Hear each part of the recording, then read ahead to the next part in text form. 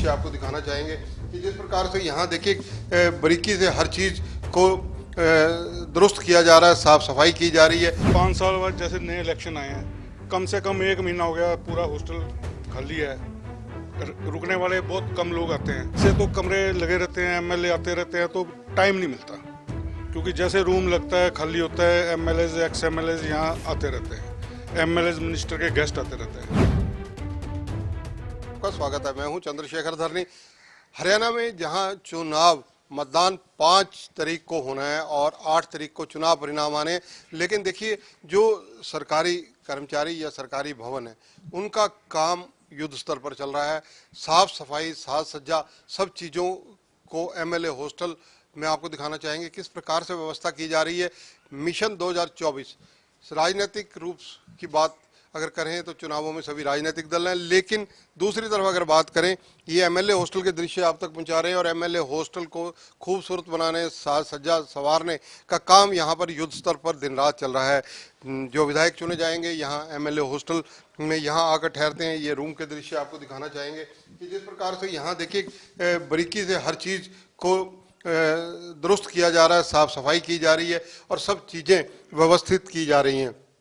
हरियाणा विधानसभा के अंतर्गत हरियाणा का एमएलए हॉस्टल आता है और एमएलए हॉस्टल में ज़्यादातर विधायक रुकते हैं जिनको एमएलए फ्लैट नहीं मिले होते और या उनके गेस्ट रुकते हैं।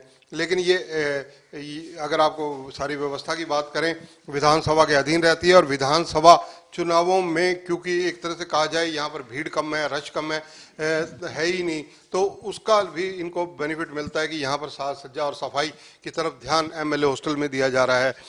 हमारे साथ यहाँ चंद्र शर्मा जी मौजूद हैं, यहाँ एमएलए हॉस्टल के ये यहाँ पर एक इंचार्ज के रूप में काम करते हैं। इनका अगर कहा जाए कि सारी व्यवस्था सुधारने में कहीं ना कहीं जो इनके इंचार्ज हैं मुकेश गुप्ता और इनकी टीम पूरी व्यवस्था सुधारने में, व्यवस्था बनाने में लगी हुई है। चंद्र जी, ये सारी साज सज्जा, ये सारे नए हिसाब से कहा जाए जो काम हो रहा है, इसका कारण क्या माना जा सकता है? इसका कारण मेन ये है जी, जैसे भी हमारा जब भी विधानसभा का कोई सेशन आता है उससे पहले 8-10 दिन पहले रूम खाली होते हैं हमारे पास, तो हमें समय होता है पेंट वगैरह जो छोटा मोटा स्क्रीन टचिंग वगैरह करके इसको खूबसूरती बनाने में हमारी कोशिश होती है। लेकिन अब 5 साल बाद जैसे नए इलेक्शन आए हैं, कम से कम 1 महीना हो गया, पूरा हॉस्टल खाली है, रुकने वाले बहुत कम लोग आते हैं, तो अभी 8-10 दिन से तो बिल्कुल बंद किया हुआ है। इसमें सारा रेनोवेशन का काम क्योंकि वैसे तो कमरे लगे रहते हैं, एमएलए आते रहते हैं, तो टाइम नहीं मिलता, क्योंकि जैसे रूम लगता है खाली होता है, एमएलए एक्स एमएलए यहाँ आते रहते हैं, एमएलए मिनिस्टर के गेस्ट आते रहते हैं।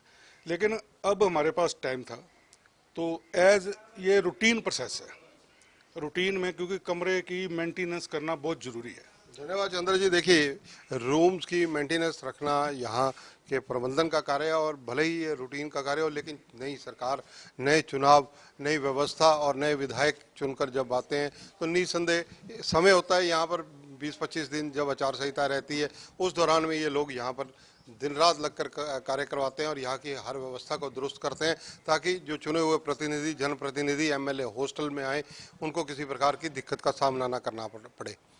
कैमरामैन संजय सिंह के साथ चंद्रशेखर धरनी, पंजाब केसरी टीवी, चंडीगढ़। हमसे जुड़े रहने के लिए हमारे YouTube चैनल को सब्सक्राइब करें और नई वीडियो की नोटिफिकेशन के लिए बेल आइकॉन को दबाएं। अगर आप ये वीडियो Facebook पर देख रहे हैं तो लाइक जरूर करें और ज्यादा से ज्यादा शेयर करें। धन्यवाद।